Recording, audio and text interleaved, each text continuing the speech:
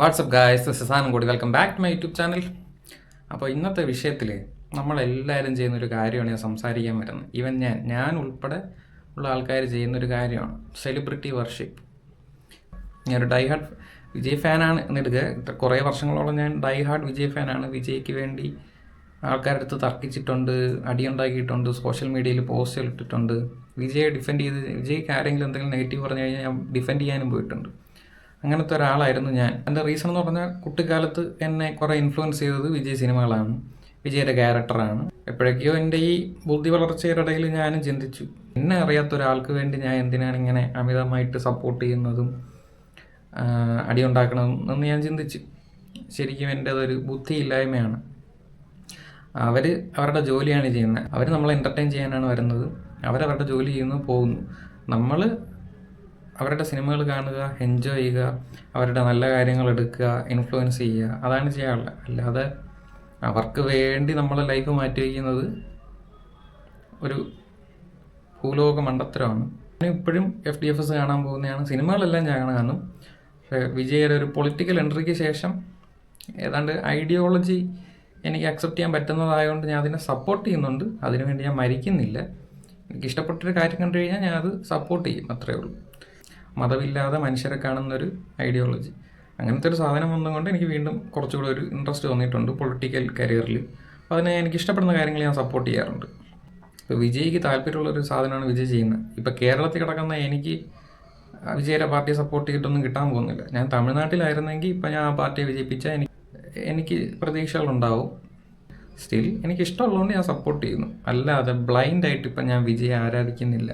വിജയ് എന്ത് തെറ്റ് പറഞ്ഞാലോ എന്ത് മണ്ടത്തരം പറഞ്ഞാലോ അതിന് ഞാൻ സപ്പോർട്ട് ചെയ്യാൻ പോകില്ല. എനിക്കൊരു ഐഡിയോളജിയും ഒരു കാര്യങ്ങളുണ്ട്. അതിനെതിരെ ഇപ്പോൾ ആര് സംസാരിച്ചാലും ഞാൻ അതിനെ എതിർക്കും. ഇപ്പം ഞാൻ ഫാനായാലും എന്തായാലും പറഞ്ഞു ചെയ്യണം. ഞാനൊരു വിജയ് ഫാൻ ആയതുകൊണ്ടാണ് വിജയുടെ പേര് പറഞ്ഞത്. അതേപോലെ എനിക്ക് അജിത്തിൻ്റെതും കൂടെ പറയണമെന്നുണ്ട്. കാരണം അജിത്തിന് എനിക്ക് പണ്ട് ഇഷ്ടമില്ലായിരുന്നു. ഈ സോഷ്യൽ മീഡിയ വഴി ഈ ഫാൻസ് സ്പ്രെഡ് ചെയ്യുന്നൊരു ഹെയ്റ്റ് ഉണ്ട്, വിജയ് ഫാൻസ്. അജിത്ത് ഫാൻസിൻ്റെ അടുത്ത് മിസ്ബിഹേവ് ചെയ്യുന്നത്, ഫാൻസിനൊരു ഇമ്പോർട്ടൻസ് കൊടുക്കാതെ അവരെയൊക്കെ അവോയ്ഡ് ചെയ്യുന്ന കുറേ ഇങ്ങനെ ഷോർട്ട് ക്ലിപ്സൊക്കെ വന്നിട്ട് അതിൻ്റെ കൂടെ വിജയെ കാണിക്കും. വിജയ് ഭയങ്കര സിമ്പതിയാണ്, എല്ലാ ഫാൻസിനും ഒരുപോലെ കാണുന്നത്, ഫാൻസിൻ്റെ അടുത്ത് സ്നേഹം കാണിക്കും. ഇങ്ങനെ കാണിക്കുമ്പോൾ നമുക്ക് ആ ഒരു വ്യക്തിയുടെ അടുത്തൊരു ദേഷ്യം വരും. ഇല്ലാത്ത പ്രായത്തിൽ ഇങ്ങനത്തെ സാധനങ്ങൾ കണ്ട് എനിക്ക് അജിത്തിനെ ഇഷ്ടമില്ലായിരുന്നു, ക്യാരക്ടർ ഇഷ്ടമില്ല. പക്ഷേ വയസ്സൊക്കെ ചിന്തിക്കാൻ തുടങ്ങിയപ്പോൾ എനിക്ക് തോന്നി ശരിക്കും അജിത്ത് ചെയ്യുന്നതല്ലേ നല്ലത്. അജിത്ത് എന്നുള്ള ഒരാൾ സിനിമയിൽ വരുന്നു, അഭിനയിക്കുന്നു, പോകുന്നു. അല്ലാതെ ഫാൻസ് എന്നുള്ളൊരു സംഭവം ഒഴിവാക്കാൻ വേണ്ടി മാക്സിമം ആ ആൾ റിയലായിട്ടാണ് നിൽക്കുന്നത്. ഓഡിയോ ലോഞ്ച് വയ്ക്കാറില്ല, ഫാൻസ് മീറ്റപ്പ് വയ്ക്കാറില്ല, ഫോട്ടോഷൂട്ട് വയ്ക്കാറില്ല. ഫാൻസിൻ്റെ അടുത്ത് അവരവരുടെ ലൈഫ് നോക്കാനാണ് പല ഇൻ്റർവ്യൂസിലും പറയുന്നത്. അത് വിജയം പറയുന്നുണ്ട്. പക്ഷേ അജിത്ത് എന്നുള്ള ഒരു വ്യക്തി ഫാൻസിനെ യൂസ് ചെയ്യുന്നതായിട്ട് ഞാൻ കണ്ടില്ല. അത് ഇപ്പോഴെനിക്ക് വളർന്നു വന്നപ്പം എനിക്ക് അങ്ങനെ തോന്നി. പക്ഷേ ഇപ്പോൾ എനിക്ക് നേരെ തിരിച്ചു. എനിക്ക് അജിത്തിനെ കുറച്ചുകൂടെ ക്യാരക്ടർ ഇഷ്ടമാണ്. സിനിമ വൈസ് അങ്ങനെ എൻ്റർടൈനിങ് അല്ല. പക്ഷേ അജിത്ത് എന്നുള്ളൊരു വ്യക്തി എനിക്കിപ്പോൾ ഭയങ്കര ഇഷ്ടമാണ്. ഭയങ്കര റിയലായിട്ടുള്ള ഒരാളാണ്. ഐഡിയോളജി എന്തായാലും ക്യാരക്ടർ റിയലാണ്. അഭിനയിപ്പിച്ച ആൾക്കാരെ കയ്യിലെടുക്കാൻ വേണ്ടി ഒന്നും ചെയ്യുന്നില്ല. അപ്പോൾ അതെനിക്ക് കുറച്ച് വിവരം വന്നപ്പോൾ ഉണ്ടായൊരു മാറ്റമാണ്. പിന്നെ ഈ പലരും ബ്ലൈൻഡായിട്ട് ഈ സെലിബ്രിറ്റീസിനെ ഇപ്പോഴും വർഷിപ്പ് ചെയ്യുന്നുണ്ട്. പലർക്കും വേണ്ടിയും തമ്മിലടി നടക്കുന്നുണ്ട്.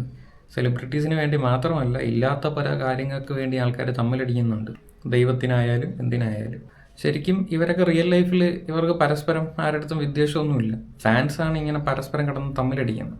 വിജയ് പൊളിറ്റിക്സിലൊക്കെ ഇറങ്ങിയതിന് ശേഷം അജിത്ത് ഫാൻസ് വിജയെ സപ്പോർട്ട് ചെയ്യുന്നുണ്ട്. ഇങ്ങനെ നല്ല കാര്യങ്ങളൊക്കെ നടക്കുന്നുണ്ട്. അതല്ല നമ്മളെ ലൈഫിലോട്ട് അവരെ വലിച്ചഴിക്കരുത്, അൺലെസ് നിങ്ങൾക്കൊരു കാരണം ഉണ്ടാവാതെ. ഇപ്പം സ്നേഹിക്കുന്നത് ഇഷ്ടപ്പെടുന്നതിനൊന്നും ഒരു കുഴപ്പമില്ല.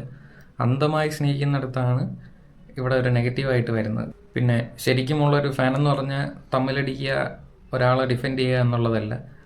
ആ ആൾ ചെയ്യുന്ന നല്ല കാര്യങ്ങൾ കാണുക, അത് ഫോളോ ചെയ്യുക.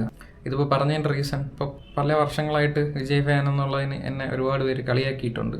അപ്പോഴൊക്കെ ഞാൻ ഭയങ്കരമായിട്ട് വയലൻ്റ് ഡിഫെൻഡ് ചെയ്തിട്ടുണ്ട്. എല്ലാം ചെറിയ പ്രായത്തിലാണ്, ഒരു 18 വയസ്സിനൊക്കെ മുമ്പ്. കുറച്ച് വിവരമൊക്കെ വെച്ച് കഴിഞ്ഞപ്പം ഞാൻ ഈ ആരാധനയൊക്കെ നിർത്തി, സപ്പോർട്ട് ചെയ്യുന്നത് നിർത്തി ഒരു പ്രായത്തിൽ. പിന്നെ ഇപ്പം ഈ പൊളിറ്റിക്സിൽ വന്നതിന് ശേഷമാണ് ഞാൻ വീണ്ടും കുറച്ചുകൂടെ ഇഷ്ടപ്പെട്ടു തുടങ്ങി.